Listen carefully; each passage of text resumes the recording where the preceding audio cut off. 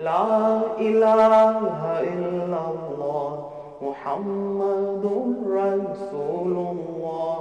La ilaha illallah Muhammadur Rasulullah.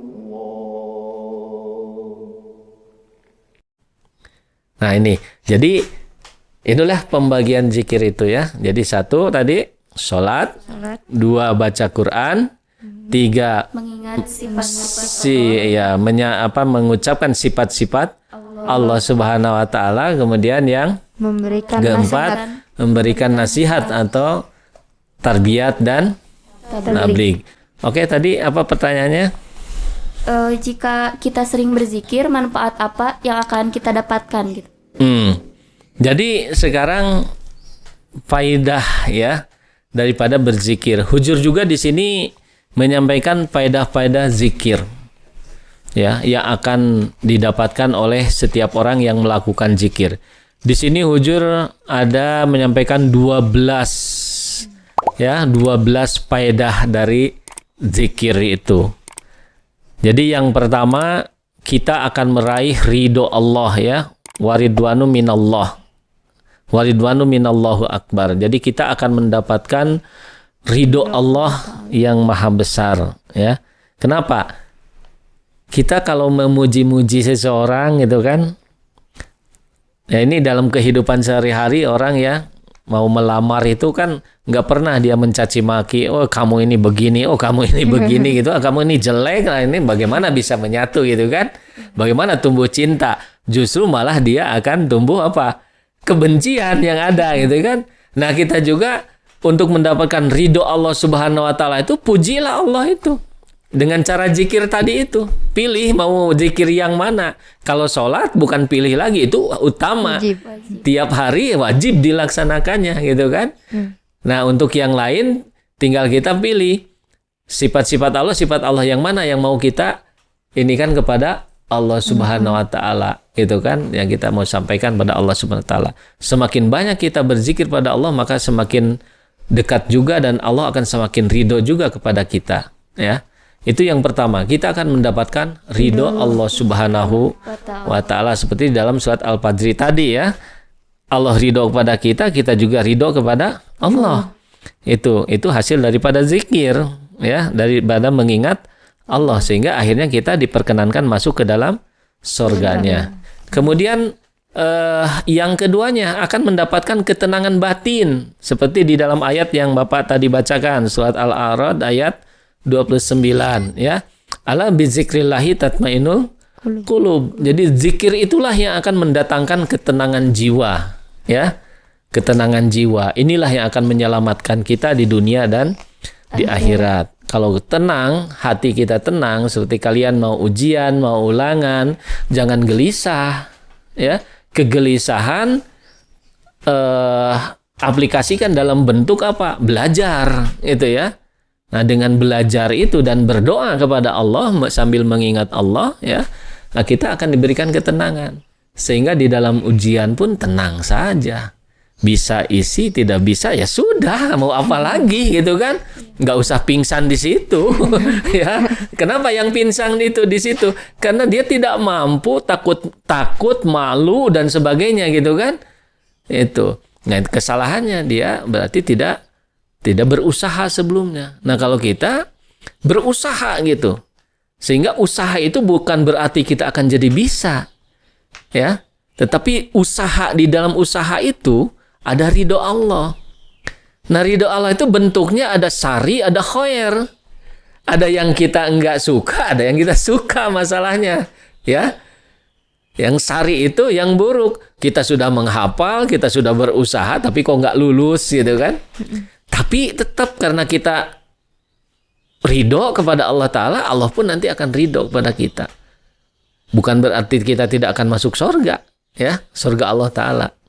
Hanya di dunia kita ditangguhkan dulu. Gitu.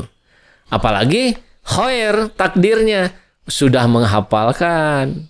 Sudah kita berusaha sekuat tenaga. Kemudian waktu ngisi pun kita dengan tenang ngisi. Dimulai bismillah. Diakhiri dengan alhamdulillah. Hasilnya Masya Allah ya. Hasilnya luar biasa. Nah, jadi itu hanya bisa didapatkan dengan zikir, karena zikir akan mendatangkan ketenangan. Yang ketiga, zikir akan menjadikan kita waliullah, ya. Artinya teman Allah tadi udah dijelaskan ya. Jadi kita akan menjadi sahabat Allah karena kita selalu mengingat Allah, selalu menyebut-nyebut Allah, maka Allah pun akan selalu ingat kepada kita dan dia akan mencap kita, mengklaim kita ini sebagai sahabat dari Allah Subhanahu wa taala. Jadi sekali lagi pernah dijelaskan, siapa sahabat Allah taala itu adalah orang-orang yang melaksanakan keinginan Allah Subhanahu wa taala. Apa keinginan Allah Subhanahu wa taala? Kita disuruh beribadah. Wa ma khalaqtul jinna wal insa illa liya'budun. Apakah itu ibadah? Memanifestasikan sifat-sifat Allah di dalam diri kita ya, di dalam kehidupan sehari-hari. Jadi itu namanya ibadah dan itulah akhirnya akan menjadi sahabat Allah. Kalau sudah di sahabat Allah, kalian tahu kan? Saya bersahabat misalkan dengan kalian dianiaya, pasti saya sebagai sahabat, Bapak sebagai sahabat tidak akan membiarkan kalian teraniaya. Bapak akan bergerak. Sebelum pukulan sampai pada kalian, Bapak akan ada di depan kalian. Nah, begitu juga kalau kita menjadi sahabat Allah, ketika mereka mau menganiaya kita, Allah yang akan menolong kita. Dipanggil dengan doa, apa doanya? Allahumma inna naj'aluka fi nuhurihim wa na'udzubika min syururihim. Dipanggil, harus dipanggil, ya. Entah 1 kali, 2 kali, 3 kali, baca doa itu. Panggil Allah supaya menjadi tameng kita. Ya Allah, Engkau sudah menjadi sahabat saya, Engkau sudah menjadi teman saya, Engkau adalah wali saya, jadilah Engkau tameng saya, ya Allah. Allahumma inna naj'aluka fi nuhurihim. Itu yang ketiga ya. Kemudian yang keempat, kita akan tercegah dari hal yang nista. Tadi sholat itu kan merupakan zikir. Ya. Kalau kita orang yang rajin sholat, melaksanakan kewajiban, melaksanakan yang nafal-nafalnya, ya, yang sunnah-sunnahnya, sholat, ya. Apa kata Allah Subhanahu wa taala? Apa firman Allah Subhanahu wa taala? Ini ada di dalam surat Al-Ankabut ayat 46. Ya. Inna sholata tanha anil fahsai wal munkar. Luar biasa. Dengan zikir sholat itu, maka keburukan, kekejian, kekejaman itu akan dihindarkan dari kita. Kenapa sekarang banyak kehancuran? Orang sudah melupakan Allah. Artinya mereka tidak melaksanakan sholat. Adapun sholat formalitas saja. Asal-asalan ya, udahlah saya mah sholat di sini saja, nggak usah ke masjid. Yang menilai kok Allah. Kita ibadah kepada Allah. Tapi datang ke masjid ini kan perintah Allah. Dan sholat ini adalah merupakan zikir tadi yang paling utama. Tadi Bapak sampaikan, man taraka sholata muta'amidan faqad kafar. Perbedaan orang iman dan yang tidak beriman itu adalah sholat. Ingkarlah orang yang meninggalkan sholat tanpa uzur. Dalam keadaan sakit parah pun kalau kita masih ada ingatan, sholat tidak boleh ditinggalkan. Walaupun hanya dengan isyarat mengedipkan mata. Makanya orang yang sehat harus ngasih tahu, Pak, Ma, Dek, Kak, sekarang ini udah waktu sholat lohor. Nah, mungkin dia pakai isyarat. Bacaannya saja yang dibaca. Jadi sholat nggak bisa ditinggalkan. Nah, jadi ini manfaatnya dari zikir sholat itu, kita akan dicegah dari hal-hal yang nista. Kemudian yang kelima, kita akan menjadi orang yang tegar. Kita akan menjadi orang yang sukses. Ya, di dalam surat Al-Anfal ayat 46. Wadhkurullaha katsiran la'alakum tuflihun. Jadi mengingat Allah sebanyak-banyaknya supaya kamu berjaya. Tuflihun. Jadi falah. Jadi itu untuk mendapatkan ketegaran jiwa, kesuksesan. Ingin kan sukses? Ingin. Maka banyaklah berzikir, ya. Banyak berzikir. Itu yang ke-5. Kemudian beliau menulis juga faedah yang ke-6, akan berhasil katanya apa yang dicita-citakan. Sama ini ya, wazkurullaha katsiran la'allakum tuflihun. Jadi masih, kalau tadi yang disampaikan ayat Al-Anfal ayat 46 ya. Wazkurullaha katsiran la'allakum tuflihun. Jadi orang yang berzikir itu akan mendapatkan ketegaran. Di sini diartikan ketegaran ya. Nah, dari kata yang sama. Ini juga sama, wazkurullaha katsiran la'allakum tuflihun. Di sini kita akan mendapatkan atau akan mencapai apa yang kita inginkan. Jadi ini kalau ada pertanyaan bagaimana dengan zikir, keinginan kita akan tercapai? Iya, jawabannya kan banyaklah berzikir pada Allah, banyaklah mengingat kepada Allah Subhanahu wa taala. Allah akan memberikan jalan. Faedah yang berikutnya akan mendapatkan keteduhan di hari kiamat, akan mendapatkan pertolongan di hari kiamat dari Allah Subhanahu wa taala.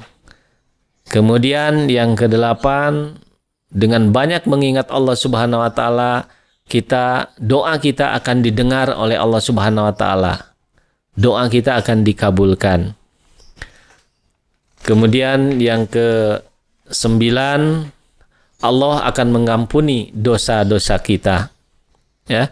Jadi perbanyak takbir, tahmid, tasbih itu ya. Dosa-dosa kita akan diampuni. Jadi ingat tadi takbir, tahmid itu ya. Kita juga bukan hanya ucapan, tetapi kita juga mengerti arti dan paham, kemudian laksanakan. Apa sih yang disebut takbir? Kebesaran. Jauhi sombongan, karena yang maha besar hanya Allah. Manusia tidak ada yang harus disombongkan. Kita harus coba berusaha bersih. Kita harus berusaha dalam setiap pekerjaan kita tuh murni. Supaya apa? Supaya kita termasuk tergolong orang yang terpuji. Maka kita selalu disuruh berzikir alhamdulillah.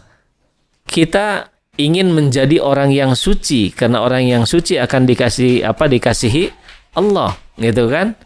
Akan dikasihi Allah, akan diampuni Allah, orang yang suci. Maka banyaklah membaca subhanallah. Artinya dalam perilaku pun buatlah pekerjaan-pekerjaan yang bersih, yang jauh daripada perbuatan-perbuatan dosa. Ya, itu. Kemudian yang ke-10, akan dibukakannya pintu-pintu ilmu ma'rifat. Ya, jadi kalau Allah maha berilmu ya, maka dengan kita dekat kepada Allah, Allah akan memberikan ilmunya. Ya, ilmu ma'rifat. Jadi ini pensucian diri. Bapak selalu menjelaskan bahwa ilmu itu ada dua jalan itu ya. Ada secara harijiyah, ada secara laduni. Bisakah dua-duanya satu orang mendapatkan? Bisa. Secara harijiyah bisa, secara laduni bisa. Harijiyah, ilmu secara harijiyah artinya ilmu yang didapatkan melalui sekolah. Melalui pengamatan-pengamatan dari apa yang kita lihat. Terus kita simpulkan. Ya. Jadi yang mau sekolah insya Allah dapat ilmu harijiyah. Ilmu tentang ketuhanan bisa didapat. Nah, sekarang apa yang disebut ilmu laduni? Ilmu laduni adalah ilmu yang diberikan oleh Allah Ta'ala berupa anugerah karena kita selalu mengadakan islah. Meningkatkan ketakwaan kita. Memperbaiki keimanan kita. Ya. Yuslih lakum, kita selalu mengadakan perbaikan-perbaikan di dalam setiap amalan kita. Sehingga Allah Ta'ala itu nanti dengan tanpa diminta oleh kita, kadang-kadang Allah Ta'ala akan memberikan pemahaman yang luar biasa kepada kita. Nah, jadi kalian tuh jangan merasa bodoh. Jadi yang bodoh itu artinya orang yang tidak mau berusaha, ya. Dan jangan merasa lemah karena tidak punya harta, tidak punya uang untuk sekolah. Ada jalan lain. Tingkatkan ibadah kepada Allah, bersihkan diri kita, bersihkan hati kita. Allah akan memberikan ilmunya. Bagaimana supaya ilmu itu bertambah?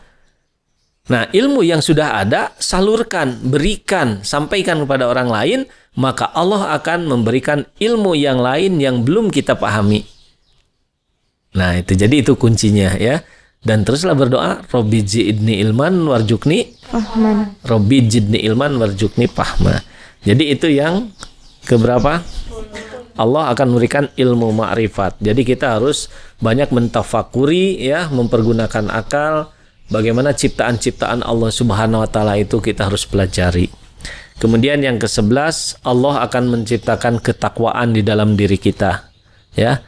Jadi kita tidak cukup usaha banting tulang, kerja keras, tahajud dan sebagainya. Tanpa ada karunia Allah taala, kita tidak akan bisa jadi apa-apa. Tetap kita harus berdoa kepada Allah taala gitu. Maka insya Allah dengan berdoa, dengan banyak mengingat Allah Subhanahu wa taala, ketakwaan kita pun akan selalu terpelihara. Sedangkan ketakwaan itu menurut Hujur merupakan akar. Jika akar itu ada, maka semuanya akan hidup, akan ada. Tapi akar itu tidak ada, maka semuanya pun akan hilang. Jadi kalau kalian ingin punya ilmu, ingin punya apa saja gitu ya, peliharalah ketakwaan. Dan yang ke-12, menumbuhkan kecintaan kepada Allah Subhanahu wa taala. Jadi kita semakin dekat dengan Allah ya, semakin banyak disebut-sebut nama Allah, maka akan tertanam di dalam hati kita juga, akan melekat dan akan mencintai Allah luar biasa. Kalau kita sudah menjadi pecinta Allah Subhanahu wa taala, maka Allah pun akan mencintai kita lebih daripada cinta yang kita miliki terhadap Allah. Ya. Akhirnya sempurnalah gitu. Nah itulah jadi hikmah faedah daripada zikir ilahi itu. Jadi memang tentang buku zikir ini kalau kita kupas semua ya, itu di sini ada petunjuk bagaimana yang harus kita hindarkan, zikir yang bagaimana yang bahaya, bagaimana yang tambahan-tambahan gitu kan, yang tidak diajarkan oleh Rasulullah. Kan tidak sedikit orang-orang yang melakukan itu. Itu yang disebut bid'ah itu gitu kan. Nah itu kita harus hindari ya. Jadi semua bid'ah itu adalah dolalah, artinya ya jelek lah gitu ya, tambahan-tambahan itu. Maka tentunya di sini kita harus kembalikan kepada Rasulullah SAW ya, sunnah Al-Quran dan hadis itu ya. Jadi untuk apa? Supaya kita terpelihara ya. Ingin berbuat sesuatu yang baik tapi malah kita pakai jalan yang buruk gitu ya. Itu jadi salah gitu. Nah, itulah faedah-faedahnya. Silakan. Baik, Masya Allah Pak, ternyata kandungan dari buku Zikir Ilahi itu sangat luar biasa ya, kandungannya itu, maknanya. Baik, Alhamdulillah beberapa pertanyaan juga tadi dari teman-teman sudah terjawab. Mungkin dari teman-teman ada yang ingin ditanyakan lagi? Kalau tidak ada dari Bapak ingin nambahkan sedikit. Silakan ya. Pak. Jadi dalam pertemuan berikutnya silahkan ya, Bapak ingin menyampaikan nanti bagaimana, tadi kan ada sukses dengan zikir tadi ya, kita akan mendapatkan kesuksesan. Kemudian kita akan mendapatkan ilmu makrifat daripada zikir ini. Nah, kita nanti satu saat akan kupas, akan berbincangkan bagaimana meraih sukses melalui zikir itu ya. Nah, jadi dengan demikian insya Allah kita tidak harus cari jalan lain. Al-Quran sudah cukup ya. Al-Quran dan hadis tuntunan dalam Islam itu sudah sangat memadai untuk meraih kesuksesan di dunia dan di akhirat. Boleh kalian juga tahu pola-pola yang disuguhkan oleh orang-orang luar ya, untuk pengetahuan silahkan. Tetapi siapa lagi yang mau pakai pola Islam sekarang ya? Walaupun kita bukan negara Islam, tetapi kita berpola kepada Islam, ruhnya Islam. Insya Allah itu akan maju ya. Nah, kalian apalagi masih muda. Jadi itu hanya merupakan ajakan. Insya Allah dalam pertemuan yang lain ya, kita akan kupas, akan bahas meraih sukses dengan zikir. Silahkan. Baik. Karena tidak ada pertanyaan lagi, kami cukupkan sampai di sini. Jazakumullah kepada Bapak Mubalig yang telah menjelaskan tentang zikir ilahi. Dan jazakumullah juga kepada teman-teman semuanya. Mudah-mudahan penjelasan tadi bermanfaat untuk kita semua. Wabillahi taufiq wal hidayah. Wassalamualaikum warahmatullahi wabarakatuh. Waalaikumsalam warahmatullahi wabarakatuh. La ilaha illallah Muhammadur Rasulullah. لا إله إلا الله محمد رسول الله